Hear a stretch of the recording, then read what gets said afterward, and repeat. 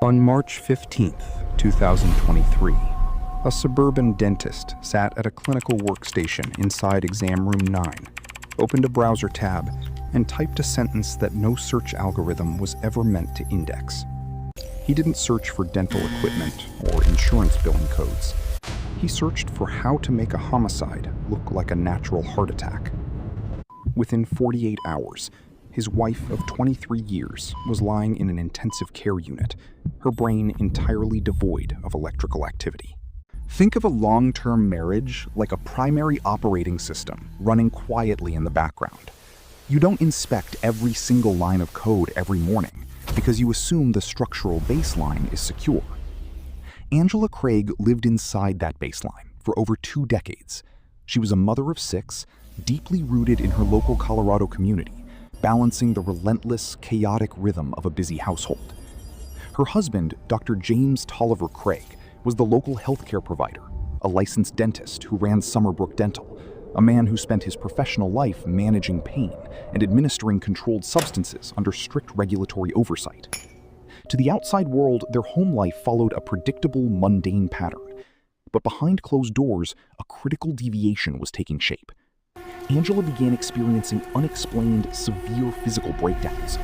Dizziness, drowsiness, coldness in her lips, a profound loss of motor control that seemed to manifest out of thin air, typically starting shortly after her morning routine. Every single day, Angela drank a pre-workout protein shake. It was a simple daily habit designed to fuel her morning routine. To understand how that routine was weaponized, consider how chemical compounds interact with the human digestive tract. When a powder is dissolved in a thick, flavored liquid, the gustatory receptors in the tongue are easily tricked. Strong artificial flavorings operate like background noise in an office building. They mask the sharp, bitter chemical frequency of toxic additives. By early March, Angela's body was actively fighting an invisible chemical war. She was hospitalized once, then twice. Doctors ran blood panels, neurological scans, and metabolic screens, yet found no structural organ failure or obvious viral infection.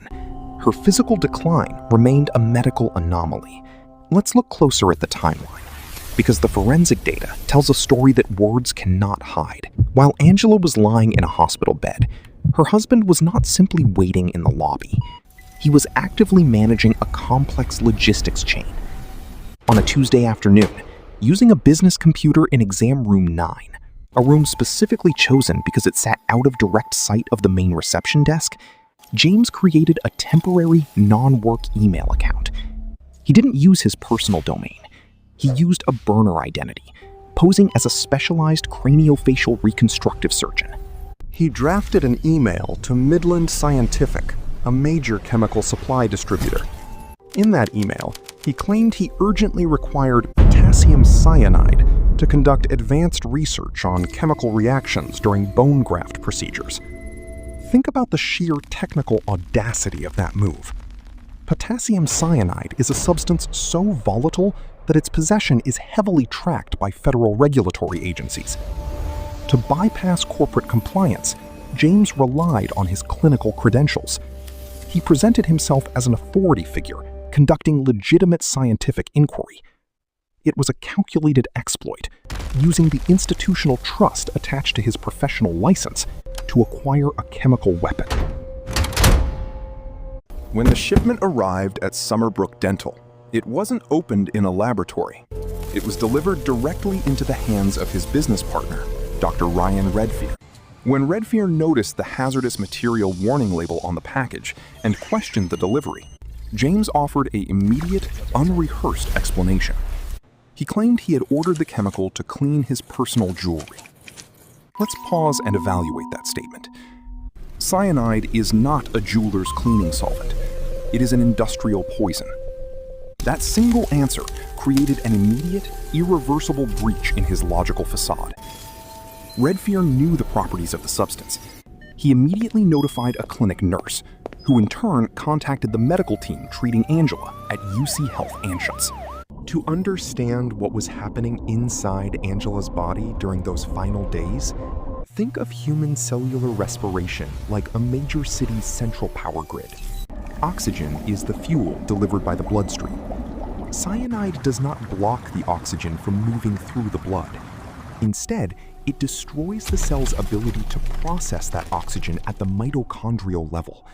It effectively cuts the main breaker switch inside every cell simultaneously. The body is completely surrounded by air, but on a microscopic level, every organ is suffocating in real time. And cyanide wasn't the only element in this equation.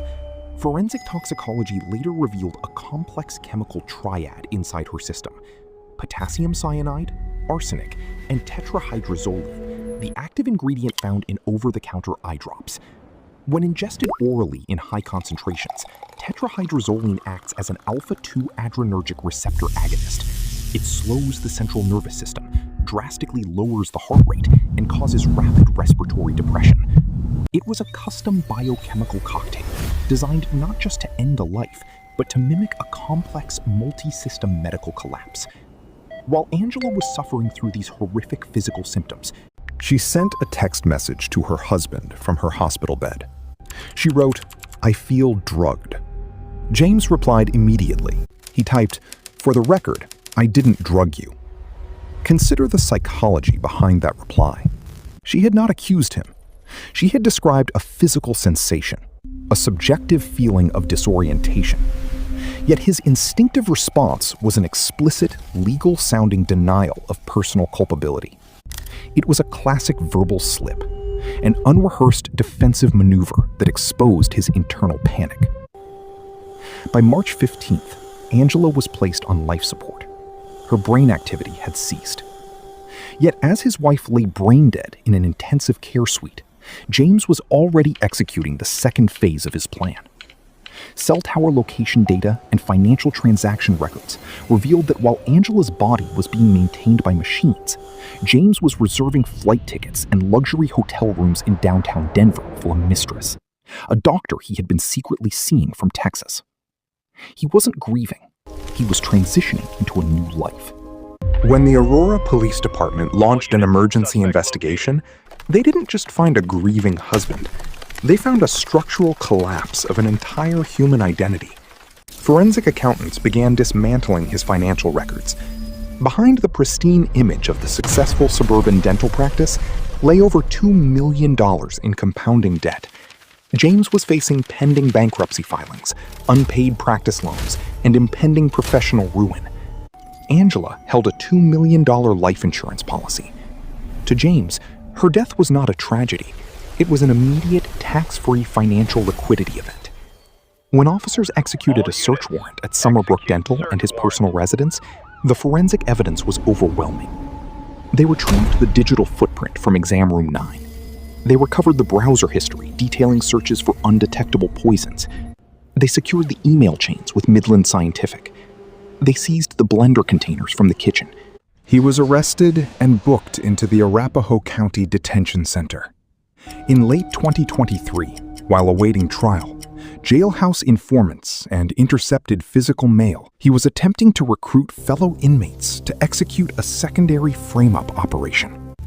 Plant fake handwritten notes, and when that scheme collapsed under police scrutiny, trial testimony uncovered inflict physical harm on Detective Bobby Olson. When you look at the entire architecture of this case, you see a masterclass in human self-deception. James Craig believed that his advanced medical degree made him smarter than the system. He believed that by hiding behind the clinical mask of a healthcare professional, his actions would remain invisible. He assumed that a husband's affection is a shield so absolute that no one would ever think to test the protein powder sitting on the kitchen counter. He calculated the chemical dosages. He calculated the financial payout. He calculated the timeline of his new life. But he failed to account for a basic reality of modern forensics. Digital data does not forget. Chemical signatures do not vanish. And human intuition cannot be easily erased. Every transaction leaves a footprint. Every search query leaves a log. And when a person decides to use their intimate knowledge of biology to target the person who trusts them most, they don't just commit a crime. They leave a trail of structural anomalies that eventually collapses the entire facade around them. When you look at your own daily life, your routines, and the people you trust without hesitation, it forces a quiet, uncomfortable realization. Trust is the foundation of every relationship we build. But as this case proves, the most dangerous threats aren't the ones waiting outside in the dark. They are the ones sitting across from us at the breakfast table, quietly offering us a drink.